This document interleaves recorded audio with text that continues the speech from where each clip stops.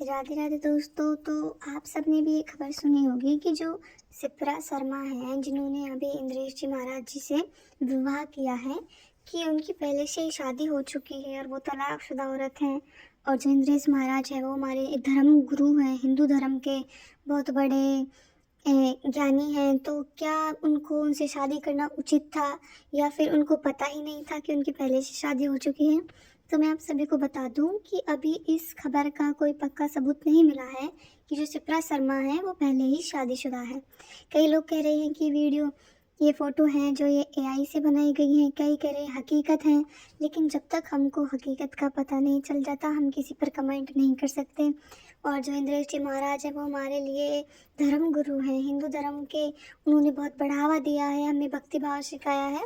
तो किसी के भी बारे में आप ऐसे देखकर, फ़ोटो देखकर किसी को कमेंट करना जिनकी अभी अभी शादी हुई है, आप उनके बारे में ऐसी ऐसी बातें कर रहे हैं, आप सोचिए उन पर क्या बीतती होगी। अगर आपके परिवार में कुछ ऐसा हो, आपकी नई नई शादी हुई हो, लोग आपके बारे में अफवाहें उड़ा दें, तो आपको कैसा महसूस होगा?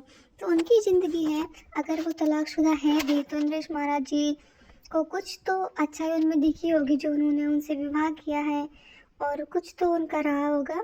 तो वो अपनी ज़िंदगी में खुश हैं तो हमारा क्या मतलब है हम किसी के लिए इतना बुरा सोचें, इतनी बुरी अफ़वाह। और लोगों का तो काम है, जहाँ उनको खुशियाँ दिखती हैं, कहते हैं ना, खुशियाँ इतनी जल्दी दरवाजे पर नहीं आती जितनी जल्दी अफ़वाहें आ जाती हैं।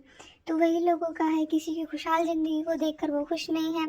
इंद्रेश जी महाराज की शादी हुई तो इंद्रेश की महाराज जी की शादी पर बवाल कर दिया। पहले चित्रलेखा जी की शादी हुई थी, तब बवाल किया था कि उनके तो जो हस्बैंड है वो मोमडन है, इन्होंने मोमडन से कैसे शादी कर ली, वो तो एक मुसलमान है। अब इंद्रेश जी महाराज जी पर भी कुछ ऐसे ही कर रहे हैं कि ये तो तलाकशुदा से शादी कर ली है, ये पहले से ही शादीशुदा औरत है। तो वो उनकी मर्जी है। वो जैसे हम कहते हैं कि हम पर किसी का हक नहीं है, वो हम पर दबाव नहीं डाल सकते, हम अपनी ज़िंदगी जी रहे हैं तो उन्हें भी अपनी ज़िंदगी जीने दें। अगर वो तलाकशुदा के साथ रहना चाहते तो उन्हें रहने दें।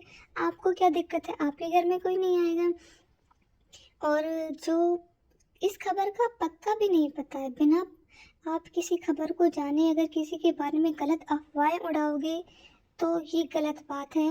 अगर हमारे बारे में कोई गलत अफ़वाह उड़ाए हमें कितना बुरा लगता है, हमें लगता है कि हम बस लड़ जाएँ सबसे।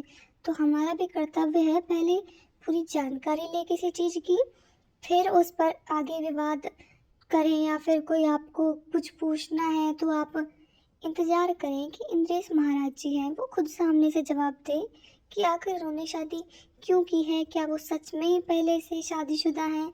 तो जब तक सामने वाला आपको जवाब नहीं दे आप अफवाहें ना उड़ाएं कृपया।